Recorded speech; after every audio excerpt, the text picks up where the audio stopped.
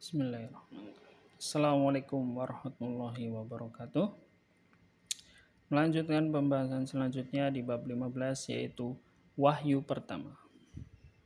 Tidak lama setelah adanya tanda-tanda lahiriah mengenai otoritas dan misinya, Muhammad mulai mengalami tanda-tanda kekuatan batiniah yang mendukung tanda-tanda lain yang telah beliau sadari sebelumnya. Ketika ditanya mengenai hal itu, beliau berbicara tentang mimpi yang benar. Menurutnya, mimpi itu bagaikan kilatan cahaya.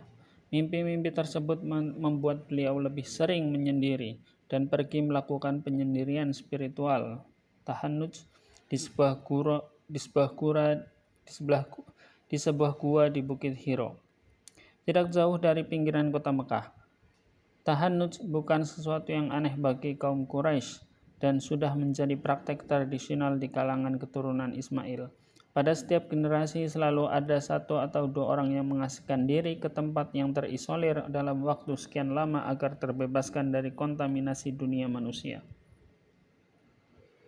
Dalam mempraktekkan kebiasaan lama ini, Muhammad membawa berbagai perbekalan yang menghusukkan diri pada malam-malam tertentu untuk menyembah Tuhan. Kemudian pulang ke keluarganya. Setelah pulang, terkadang beliau mengambil lebih banyak perbekalan dan kembali lagi ke bukit. Selama beberapa tahun ini, saat beliau meninggalkan kota dan menuju ke tempat meditasinya, seringkali beliau mendengar dengan jelas ucapan Assalamualaikum, wahai utusan Allah Rasulullah. Lalu beliau berbalik dan mencari orang yang mengucapkannya.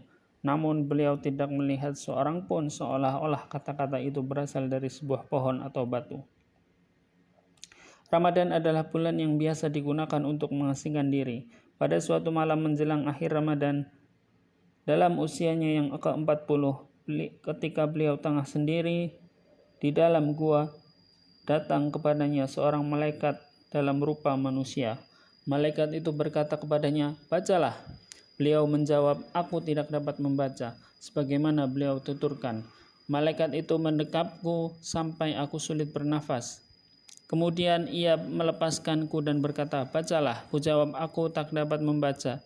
Ia mendekapku lagi hingga aku pun merasa tersesak. Ia melepaskan dan berkata, "Bacalah." Dan kemudian kujawab, "Aku tak dapat membaca." Lalu ketiga kalinya ia mendekapku seperti sebelumnya, kemudian melepaskanku dan berkata, "Bacalah dengan nama Tuhanmu yang menciptakan. Dia telah menciptakan manusia dari segumpal darah. Bacalah. Dan Tuhanmu lah yang maha pemurah, yang mengajar manusia dengan pena. Dia mengajar kepada manusia apa yang tidak diketahuinya." Quran Surat 96 ayat 1-5. Muhammad mengulangi kata-kata yang diucapkan malaikat itu yang kemudian meninggalkannya. Beliau berkata, "Sepertinya kata-kata itu tertanam dalam hatiku." Namun beliau takut jangan-jangan telah menjadi penyair yang terilhami jin atau orang yang kesurupan. Karena itu beliau lari dari gua. Di tengah perjalanan menuruni tebing bukit, beliau mendengar suara di atasnya, "Hai Muhammad, engkau utusan Allah dan aku Jibril." Beliau menengadahkan kepala ke arah langit dan di sana terlihat tamunya. Masih dapat dikenalnya, namun sekarang jelas dalam rupa malaikat, memenuhi seluruh cakrawala. Kembali ia berkata, "Hai Muhammad, engkau Rasulullah dan aku Jibril." Nabi berdiri terpaku menatap malaikat itu. Beliau berpaling darinya, namun kemanapun beliau memandang, ke utara, ke selatan, ke timur, dan ke barat, malaikat selalu ada di sana, menapak di cakrawala. Akhirnya malaikat itu pergi dan Nabi kembali menyusuri tebing menuju ke rumahnya. Selimuti aku," serunya kepada Khadijah. Dengan tubuh yang masih gemetar, beliau merebahkan dirinya di dipan, dipenuhi rasa cemas, namun tidak berani bertanya kepada beliau. Khadijah cepat-cepat membawakan selimut dan menyelimutinya. Ketika rasa takutnya telah mereda, Muhammad menceritakan kepada istrinya apa yang dilihat dan didengarnya. Setelah mengucapkan kata-kata yang menenangkan beliau, Khadijah pergi menceritakan hal tersebut kepada sepupunya, Warokoh, yang kini telah sepuh dan buta. "Kudus, kata Warokoh. "Demi Tuhan yang menguasai jiwaku, yang mendatangi Muhammad adalah Namus, yang terbesar, yang dulu juga mendatangi Musa. Sungguh Muhammad adalah nabi bagi kaumnya. yakinkanlah dia. Khadijah lalu pulang ke rumah dan segera menyampaikan apa yang dikatakan Warokoh itu kepada sang Nabi, yang kini telah siap kembali ke gua dengan pikiran tenang. Mungkin untuk memenuhi jumlah hari tahannus yang telah ia tetapkan untuk beribadah kepada Tuhan. Setelah selesai, seperti biasanya, beliau langsung ke Mekah melakukan tawaf. Seusai tawaf, beliau melihat Warokoh yang telah sepuh dan buta berada di antara orang-orang yang sedang duduk di masjid. Beliau pun mengucapkan salam kepadanya. Warokoh berkata, "Ceritakanlah kepadaku, wahai putra saudaraku, apa yang telah engkau lihat dan engkau dengar." Nabi menceritakan kepadanya dan orang tua itu kembali mengatakan apa yang telah ia sampaikan kepada Khadijah. Namun kali ini ia menambahkan, "Engkau akan didustakan orang, akan diperlakukan buruk, dan mereka akan mengusirmu, bahkan berperang melawanmu. Seandainya aku masih hidup pada saat itu, Allah tahu aku pasti akan membela kebenaran agamanya." Kemudian Warokoh merangkul beliau dan mencium ubun-ubunnya. Setelah itu Nabi pulang ke rumah. Penegasan dari Khadijah dan Warokoh disusul oleh penegasan dari langit dalam bentuk wahyu yang kedua. Peristiwa turunnya tidak disebutkan, namun ketika ditanya bagaimana wahyu datang kepadanya, Nabi menyebutkan dua cara. Terkadang wahyu datang kepadaku seperti bunyi sebuah bel. Cara itulah yang terberat bagiku. Bunyi itu menghilang setelah aku memahaminya. Terkadang malaikat menampakkan diri dalam rupa manusia. Ia berbicara kepadaku, lalu aku mengerti apa yang dikatakannya.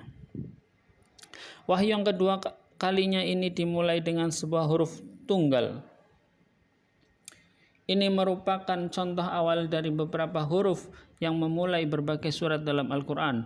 Huruf itu diikuti dengan sumpah Tuhan. Allah bersumpah demi pena yang telah disebutkan dalam wahyu pertama sebagai alat utama Tuhan mengajarkan ilmunya kepada manusia. Ketika ditanya tentang pena, Nabi berkata, "Hal pertama yang Allah ciptakan adalah pena. Dia menciptakan lembaran dan berkata kepada pena itu, 'Tulislah.'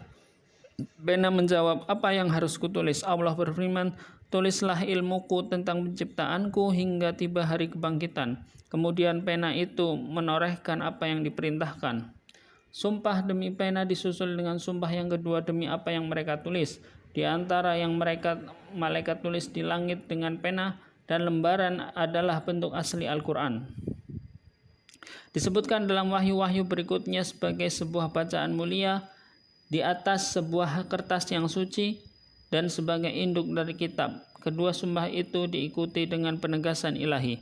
Nun demi pena dan apa yang mereka tulis, berkat nikmat Tuhanmu kamu sekali-kali bukan orang gila, dan sesungguhnya bagi kamu pahala yang besar yang tidak putus-putusnya. Sesungguhnya kamu benar-benar berbudi pekerti yang agung. Quran Surat 68 ayat 1-4. Setelah turunnya pesan-pesan pertama, terdapat masa bungkam. Selama masa bungkam tersebut tidak ada wahyu baru yang turun kepada Nabi. Beliau pun khawatir kalau dirinya telah menyebabkan ketidaksenangan Tuhan. Meskipun demikian, Khadijah senantiasa meyakinkan bahwa itu tidak mungkin. Kemudian masa bungkam itu berakhir, datanglah kepastian yang memuat perintah pertama berkaitan langsung dengan misinya. Demi terangnya waktu pagi, demi malam tatkala sunyi, Tuhanmu tidak meninggalkanmu dan tidak pula membencimu. Sesungguhnya akhir itu lebih baik bagimu dari permulaan, dan kelak Tuhanmu pasti memberikan karunia-Nya kepadamu, lalu hatimu menjadi puas. Bukankah Dia mendapatimu sebagai seorang yatim, lalu Dia melindungimu? Dia mendapatimu sebagai seorang yang bingung, lalu Dia memberikan petunjuk. Dia mendapatimu sebagai seorang yang kekurangan, lalu Dia memberikan kecukupan. Maka janganlah kamu berlaku sewenang-wenang terhadap anak yatim, dan terhadap orang yang minta-minta maka janganlah kamu menghardiknya. Dan terhadap nikmat Tuhanmu maka siarkanlah. Quran Surat 93 ayat 1-11.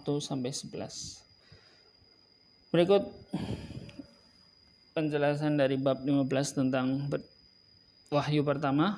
Apabila bermanfaat, semoga bermanfaat. Terima kasih. Wassalamualaikum warahmatullahi wabarakatuh.